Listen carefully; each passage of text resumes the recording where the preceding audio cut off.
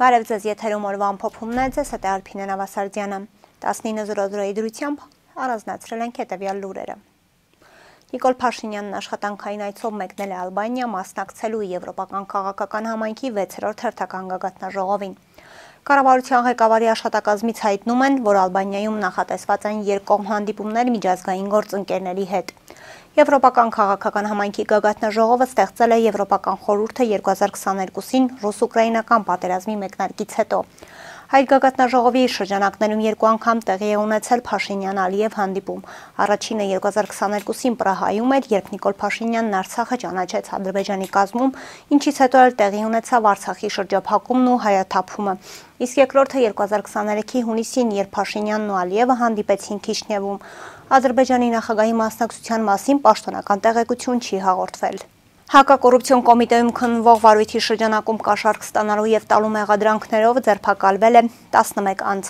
Այս մասին իր Facebook-յան էջում տեղեկացրել է Երևանի քաղաքապետի խոսնակ Հայկ Կոստանյանը, ընդգծելով, որ այս պահին նրանցից միայն մեկն է Շենգավիթ վարչական շրջանի ներկայիս աշխատակից։ Հետգրություն նախորդ գրառումս փակեցի, քանի որ անճշտություններ կային, հարցում եմ ձեր ներողամտությունը, գրել է նա։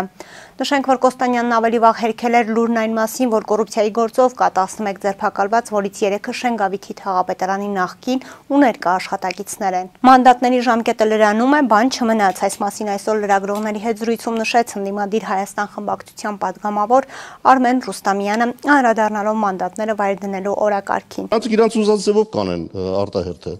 Ես միշտ ասել եմ, մանդատների վայր դնել իրանց օգտին ալնելու, որտեվ իրանք իրանց ձևով կանեն։ Հիմա վախենում են գնան արտահերթի, որտեվ մտածում են այդ 14 օրը լուրջ խնդիր է առաջանալ, վակուում առաջանալ։ Գործընթացը պարոն Ռուստամյան, որը նախաձեռնել են։ Իմպիչմենտի մասին ասել ենք, էլի, հստակ բացատրել ենք։ Պարզ ասել ենք, որ անհրաժեշտ եւ բավարար պայմաններ չկան։ Հիմա սրանք բոլորը նպաստելու են իդեպ։ Այս ամեն ինչը ժողովրդի մեջ լուրջ մարդիկ կան, որոնք վեր են լուծում, հասկանում են, որ սրանցից օր առաջ ազատվելը թող խորհրդարանն ամբողջությամբ փոխեն, ես խնդիր չունեմ, բայց իսկապես խորհրդարանը փոխելը անհրաժեշտություն է։ Այսա եթե բոլորը կհասկանան, էզևի խորհրդարանն այլևս վտանգ է մեր համար, այո, պետք է գնան ավելի կոնկրետ քայլերի։ Ժողովուրդը կակտիվանա, իմպիչմենտը հնարավոր կդառնա։ Այսօր կայացած արտահերթ նիստում խորհրդարանը երկրորդ եւ վերջնական ընթերցմամբ հաստատեց ռազմաարդյունաբերական համալիրի մասին օրենքում փոփոխությունները։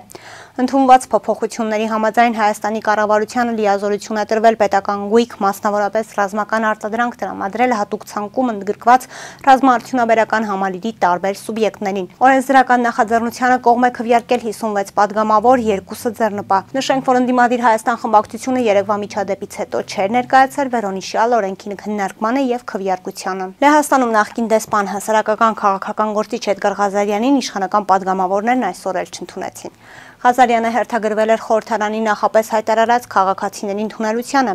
Նա թեպետ հիասթափված էր, բայց ասաց չի նահանջի։ Չէ, ինչ դադարեցնել, բա տենց հնարավորությունը ես ոնց բաց թողնեմ, ասաց Ղազարյանը։ Վերջինս հերթագրվել էր քաղաքացիների համար նախատեսած բոլոր ընդունելություններին, որ հանդիպի իշխանականներին ու բացատրի, ինչու պետք է անվստահություն հայտնեն վարչապետ Փաշինյանին։ Այսօր պետաիրավական հանձնաժողովի հերթն էր, եկել էր միայն Հայաստան խմբակցությունը լքած Գեգամ Նազարյանը։ Ինչը որ վերաբերում է ինձ, ես ձեզ հանդիպան սկզբում ասեցի դուք որպես քաղաքացի եկեք, եթե որպես քաղաքական գործիչ, դուք ասեցիք ես որպես քաղաքացի եմ եկել, եւ ես որքան գիտեմ դուք քաղաքական գործիչ եք, առնվազն ձեզ քաղաքական գործիչ եք համարում, եւ շատ լավ պետք է իմանաք, թե քաղաքացիների ընդունելությունը ինչի համար է եւ ինչ նպատակները հետապնդում։ Դուք այստեղ բարձրացնում եք քաղաքական բնույթ կրող հարցեր, լավ եք անում, ձեր իրավունքից օգտվում եք։ Գեգամ Նազարյանը իմպիչմենտին միանալ չի պատրաստվում, այդ թեման էլ քննարկել չցանկացավ։ Էդգար Ղազարյանն էր դժգոհ էր ընդդիմադիր խմբակցության նախկին падգամավորից, ինչպես ազգային ժողովի փոխոսնակ Ռուբեն Ռուբինյանից, ում դեմ իրավական գործընթաց է սկսել, որ խտրական վերաբերմունք է ցուցաբերել ու իրեն չի ընդունել։ Քննչական կոմիտեից տեղեկացնում են, որ Մղչյան գյուղի Քրիստոֆոր Արավերդյանի անվան դպրոցում տեղի ունեցած դեպքով նախաձեռնվել է քրեական վարույթ։ 4 անձի նկատմամբ հարուցվել է հանրային քրեական հետապնդում, 1 անձի վերաբերյալ կա ձերբակալման որոշում։ Դեպքի առթիվ նախաձեռնվել նախաձեռնվել է քրեական վարույթ քրեական օրենսգրքի 258-րդ հոդվածի 2-րդ մասի 2-րդ, 5-րդ, 8-րդ կետերով շորթումը, որը կատարվել է մի խումբ անձանց կողմից նախնական համաձայնությամբ անօգնական վիճակում գտնվողի նկատմամբ, անչափահասի նկատմամբ։ 4 անձի նկատմամբ հարուցվել է հանրային քրեական հետապնդում քրեական օրենսգրքի 258-րդ հոդվածի 2-րդ մասի 2-րդ, 5-րդ, 8-րդ կետերով։ Երկուսի նկատմամբ որպես խափանման միջոց կիրառվել է դաստիարակչական հսկողություն եւ վարչական հսկողություն, մեկի նկատմամբ տնային կալանք եւ բացակայելու արգելք, մեկ անձի վերաբերյալ կա ձերբակալման որոշում, նշել են քննչական կոմիտեից։ Նշենք, որ Օրագիր Նյուզը նախորդին հայտնել էր, որ օրեր առաջ գյուղի Քրիստափոր Ալավերդյանի անվան դպրոցում տեղի է ունեցել սարսափելի միջադեպ։ Բարձր դասարանների մի քանի տղաներ դպրոցի զուգարանում կապկպել են 4-րդ դասարանի 2 աշակերտի եւ ստիպողաբար թմրանյութ տվել։ Դրանից հետո երեխաների մոտ կախվածություն է ի հայտ եկել, նրանք սկսել են տնից գումար գողանալ կրկին նույն աշակերտներից թմրանյութ գնելու նպատակով։ Դպրոցականների շրջանում թմրանյութերի հնարավոր շրջանառության հարցը խիստ մտահոգիչ է։ Այս մասին իր այսօրվա ասուլիսում նշեց կրթության, գիտության, մշակույթի, սպորտի փոխնախարար Արաքսիա Սվաջյանը։ Նախարարի տեղակալը նշեց, որ հիմա աշխատանքներ են իրականացնում դպրոցների անվտանգության ստանդարտների մշակման ուղղությամբ։ Դա վերաբերում է ինչպես ֆիզիկական միջավայրին, այնպես էլ հոգեբանական անվտանգությանը։ Առաջիկայում կմեկնարկի գործընթաց, որով նախատեսում ենք ավագ եւ 700-ից ավելի աշակերտ ունեցող դպրոցներում անցակետեր տեղադրել, որպեսզի դպրոց ելքն ու մուտքը առավել կառավարելի լինի։ Այն ավելի հստակ լինի նաեւ էլեկտրոնային հարթակներում։ Հստակ տեսանելի կլինի, թե ովքեր են դպրոց մտել, ովքեր են դուրս եկել, ուշադրության կենտրոնում կլինեն նաեւ աշակերտների հաճախումները, ասաց Սվաջյանը, հավելելով, որ այժմ այդ ուղղությամբ ծառայությունների գնահարաճարակների ուսումնասիրության փուլում են։ Ռուսաստանի Դաշնության նախագահ Վլադիմիր Պուտինը չի մեկնել Ստամբուլ, մասնակցելու ռուս-ուկրաինական ուղիղ բանակցություններին, փաստացի մերժելով Ուկրաինայի նախագահ Վլադիմիր Զելենսկու հանդիպման առաջարկը։ Ստամբուլի Դոլմաբաչեի պալատում նախատեսված հանդիպմանը Ռուսաստանից կմասնակցի 8 պաշտոնյա, այդ թվում փոխնախարարներ։ Պատվիրակությունը ղեկավարում է նախագահի օգնական, մշակույթի նախկին նախարար Վլադիմիր Մեդինսկին։